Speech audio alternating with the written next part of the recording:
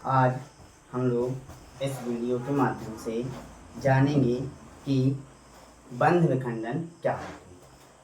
जब आप organic chemistry पढ़ेंगे, कार्बनिक रसायन पढ़ेंगे, तो रासायनिक अभिक्रियाओं से पहले आपको ये जानना होगा कि बंध विखंडन क्या होता है, क्योंकि बंध विखंडन के फलस्वरूप ही आप मुक्तमूलक, कार्बोकेटाइन एवं कार्बोएनाइन को ठीक तरह से समझ सकते हैं। चलिए आइए समझते हैं बंध विखंडन।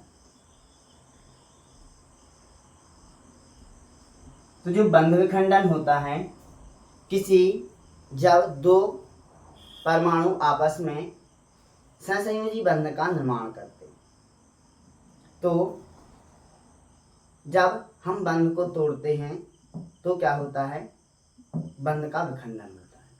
जैसे यहाँ पे समझेंगे CH3 आपने देखा कि हमारे पास एक कार्बनिक यौगिक एथेन है, जिनमें कार्बन कार्बन के बीच में एक बंध का निर्माण हुआ है, जो कि सहसंयोजी बंध है, साझेदारी द्वारा बंध का निर्माण हुआ है। अब यदि हम इस बंध को तोड़ें तो इस बंध को तोड़ने की घटना ही बंध विखंडन कहलाती है। ऐसे यदि हम क्लोरीन में भी देखें तो आपको पता होता है क्लोरीन का परमाणु क्रमांक 70, क्लोरीन के अंतिम कक्षा में कितने इलेक्ट्रॉन होते हैं, 7 इलेक्ट्रॉन। तो ये अपना अष्टक पूरा करने के लिए एक एक इलेक्ट्रॉन की साझेदारी करता है और दोनों क्लोरीन के पास क्या हो जाते हैं, 8 इलेक्ट्रॉन हो जाते हैं। जब हम इस बंध को तोड़ेंगे तो बंध भी क्या कहलाएगा, बंध विखंडन कहलाएगा। अब लेकिन जो बंध विखंडन होता है दो प्रकार से होता है। पहला होता है समांश या समांग बंध विखंडन, और दूसरा होता है विषमांग बंध विखंडन।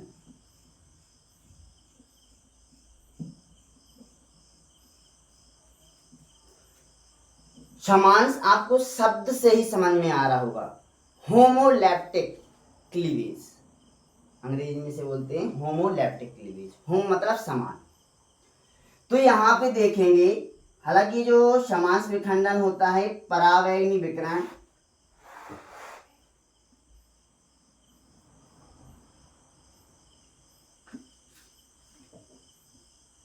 की उपस्थिति में होता है, जिसमें क्या होता है, इलेक्ट्रॉन का समान बंटवारा होता है। जैसे यहाँ पे आप देखेंगे क्लोरीन, आप देखें एथेन, इनके बीच में एक एक इलेक्ट्रॉन की क्या है, साझेदारी। इस कार्बन उस कार्बन के बीच में एक एक इलेक्ट्रॉन की साझेदारी है। जब इसे परावैगनी विकिरण दिया जाएगा तो एक परावैगनी विकिरण या सूर्य प्रकाश दिया जाएगा तो इनका क्या हो जाएगा, बंध विखंडन, टूट जाएगा। लेकिन कैसे टूटेगा, कि जो साझे का इलेक्ट्रॉन है, इस कार्बन का इलेक्ट्रॉन इसी के पास रहेगा, इस कार्बन का इलेक्ट्रॉन इसी के पास रहेगा। तो जब ये टूटेगा तो बन जाएगा CH3 और दोनों के पास क्या रहेगा, एक मुक्त इलेक्ट्रॉन। मुक्त इलेक्ट्रॉन होने के कारण जो समूह बनता है उसे हम लोग मुक्त मूलक कहते हैं, क्योंकि इनके पास क्या होता है, एक फ्री इलेक्ट्रॉन होता है। तो मुक्त मूलक या इन्हें क्या बोलते हैं, फ्री रेडिकल। और समांश विखंडन क्यों कह रहे हैं, क्योंकि जो साझे का इलेक्ट्रॉन है, एक इसका कार्बन का था, एक इस कार्बन का था, और जब ये बंध टूटा तो इसका कार्बन इसके पास आ गया और इस कार्बन का इलेक्ट्रॉन इसके पास आ गया। इलेक्ट्रॉन की क्या हुई, समान बंटवारा हो गया। ऐसे यहाँ पे देखेंगे क्लोरीन और दूसरा क्लोरीन, इनके पास भी क्या है, इलेक्ट्रॉन की समान साझेदारी है। एक इलेक्ट्रॉन इस क्लोरीन का होगा, एक इलेक्ट्रॉन इस क्लोरीन का होगा। तो इस जब ये बंध टूटेगा तो इस क्लोरीन का इलेक्ट्रॉन इस पे आ जाएगा और इस क्लोरीन का इलेक्ट्रॉन इस क्लोरीन पे आ जाएगा, तो इसके पास भी एक मुक्त इलेक्ट्रॉन हो जाएगा। तो इसे भी आप क्या कहेंगे, मुक्त मूलक। तो एक क्लोरीन के ऊपर मुक्त इलेक्ट्रॉन है, इसे बोलेंगे क्लोरीन मुक्त मूलक। ये आपका इसे क्या बोलेंगे, मैथिल मुक्त मूलक। इसे भी आप क्या कहेंगे, मैथिल मुक्त मूलक। जबकि यहाँ पे आप देखेंगे विषमांग विखंडन में क्या होता है। अब जैसे यहीं पे आप देख लीजिए CH3Cl, अब इसमें आपको पता है कि जो आपका क्लोरीन है वो हाई इलेक्ट्रोनेगेटिविटी वाला तत्व होता है, और यहाँ पे जो विषमांग विखंडन होता है वहां पे हमें किसी अभिकर्मक की आवश्यकता होती है। तो किसी अभिकर्मक की उपस्थिति में जो साझे के इलेक्ट्रॉन होते हैं वो किसी एक कार्बन की ओर विस्थापित हो जाते हैं। तो आप यहाँ पे समझेंगे कि एक इलेक्ट्रॉन इस कार्बन का था, एक इलेक्ट्रॉन इस कार्बन का था। तो जब ये बंध टूटना चाहिए था तो इस कार्बन का इलेक्ट्रॉन इसके पास आ जाना चाहिए था, क्लोरीन का कार्बन उसके पास चला जाना चाहिए था, लेकिन ऐसा नहीं होता है। अभिकर्मक की उपस्थिति में विषमांग बंध विखंडन होता है, और जो साझे का इलेक्ट्रॉन क्योंकि एक इस कार्बन के पास आना चाहिए था और एक क्लोरीन के पास जाना चाहिए था, लेकिन जो साझेदारी के इलेक्ट्रॉन होते हैं वो या तो दोनों क्लोरीन पे चले जाते हैं या दोनों कार्बन पे चले जाते हैं। तो आप यहाँ पे दूसरा उदाहरण भी समझ सकते हैं, जैसे CH3H। यहाँ पे भी देखिए, यहाँ पे कार्बन और हाइड्रोजन के बीच में क्या है, इलेक्ट्रॉन की समान साझेदारी है। ऐसा भी हो सकता है।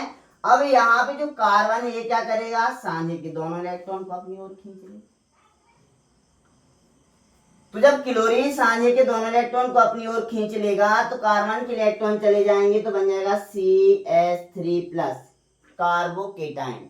आपको पता होता है जब प्लस चार्ज आता है तो उसे हम बोलते हैं धनायन, और धनायन का ही नाम होता है केटाइन। लेकिन जो धनावेश आया है वो कार्बन का है, इसलिए इसका नाम है कार्बोकेटाइन।